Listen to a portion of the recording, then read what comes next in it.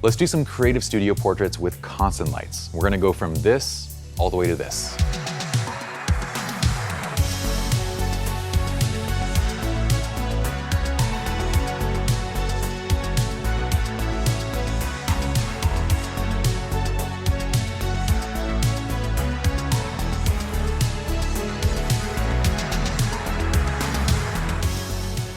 Hello, my friends. My name is Pi. Welcome to SLR Lounge. If y'all know me, you know I like to get straight into things.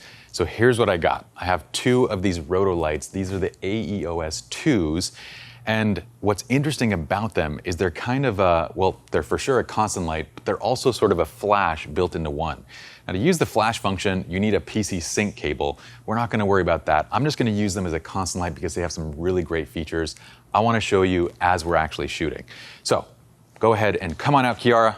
Meet my lovely model and friend. I'm sure you guys recognize her. We'll link her up so you can give her a follow. But I'm gonna have Kiara stand right here. Currently in our studio space, we have just these bright fluorescent lights that are going. That's gonna be the setup for the before shot. And you'll notice that Kiara is wearing kind of this jumpsuit, like just a bodysuit. That's gonna be really great contrast against the background, which is just white.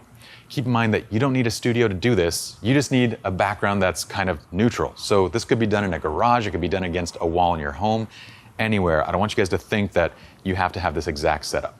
Let's go ahead and grab the camera. For my camera, I'm using the Canon R5. This is my workhorse. I have the 28-70 on here, but again, you can use whatever combination that you'd like. I'm gonna get just a basic before shot. So I'm shooting at 1/200th, and what I wanna do is, for the final shot that I'm envisioning, your hands are gonna come up and kind of frame, I love that pose that you do where it's like, yep, framing the face, and kind of chin up a little bit just like that. Currently I am daylight white balance, which will give me a beautiful orangey green with the fluorescent lights. I love it.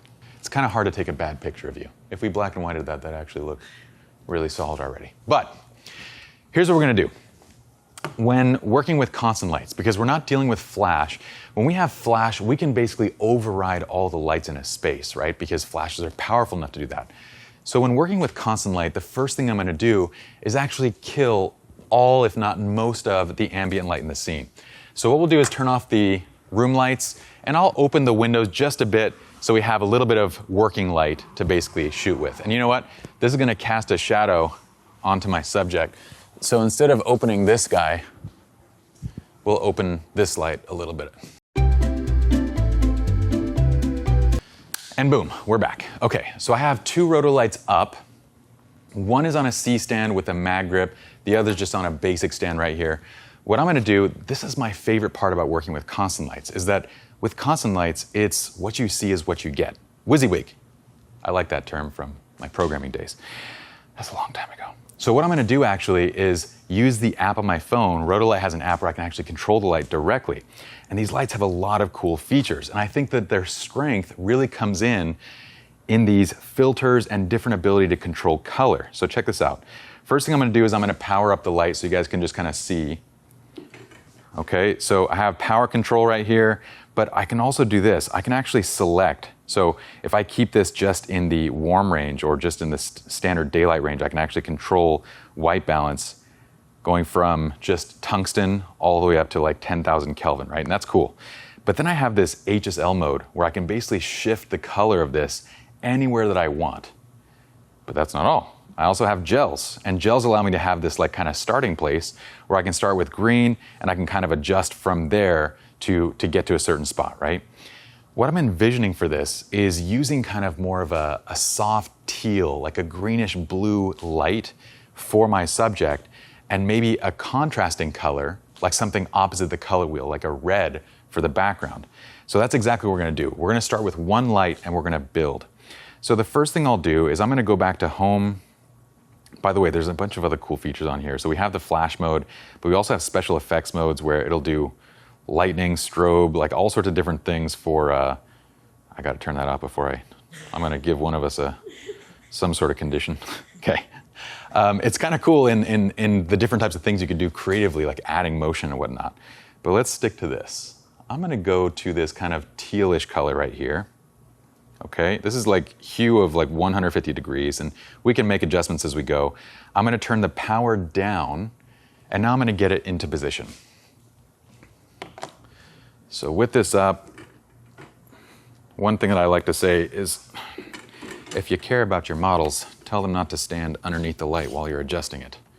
You'll notice that we're still using, it doesn't matter how I light, it doesn't matter whether I'm doing stills, whether I'm doing cinema, I'm always gonna use the camp framework every single time, where I'm gonna get my composition first, which I roughly had, right? That kind of straight on shot. Then I'm gonna start getting my ambient light exposure, modifying, I'm currently modifying, and check this out. And I'm doing one light at a time. I'm gonna turn this just a little bit forward like this. Okay.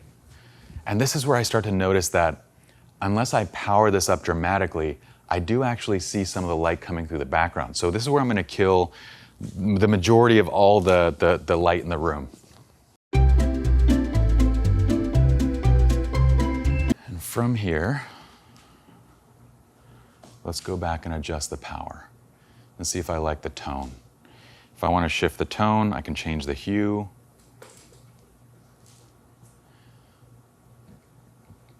I like that slightly green vibe to it. Even like 158 degrees, 159 is nice, right about there. I love that. I love that I can do all this visually. It's kind of fun. And I have so much more control digitally over those hues than I would like if I were using physical gels. So now, Kiara, go back to that same pose that you had before. There it is. Perfect.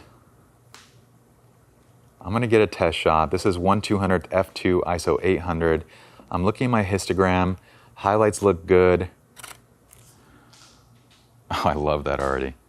That's wild. I mean, that could be a shot in and of itself. It has this, that green gives it almost like this digital vibe, especially with the bodysuit, where it's like we're looking at a robot. Like Kiara's hair is kind of slicked back. She's tilting her head back. Look at this. Ooh. Doesn't that look cool? Already I'm loving the way that that looks. Okay, now this is where we have several different options in terms of the second light.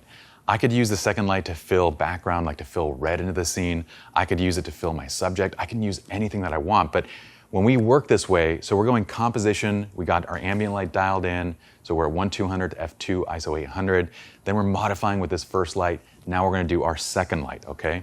Now for this one, I'm gonna go ahead and go to a gel, and we're just gonna go to this primary red, and I'm gonna turn up the, it's a little bit dark. Well, it's off. Hence it's a little bit dark. What's cool about this is if I want, I can actually turn up the filter menu and literally just have this list of filters, and I can choose the exact one that I'd like, which is really cool. Okay, I'm gonna adjust the power of this up a little bit. I've got a good hue. I love choosing my, my filters from this menu right here. It's nice. It's lots of options. Okay, so what we have in these two colors is we have complementary tones, right? So we have a green and a red. Complementary is basically colors that are opposite the color wheel, which makes for really fun imagery that you can create. I'm gonna place this first off to this side. So basically what it's gonna do is spill a little bit onto Kiara and also kind of hit the background. Now I'm gonna put her into that same pose.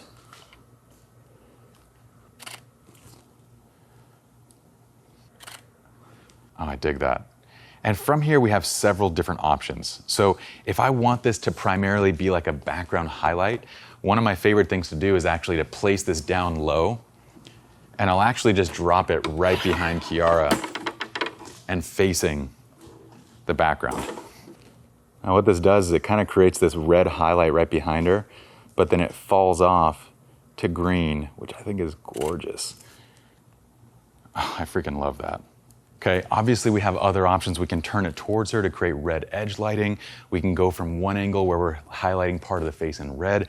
We have so many creative options, but it's so much fun to do it with constants because you literally just play and create, and what you see is what you're getting straight out of the camera. Now look at this.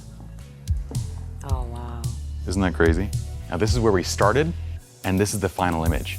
So this is truly the power of constant lights like these.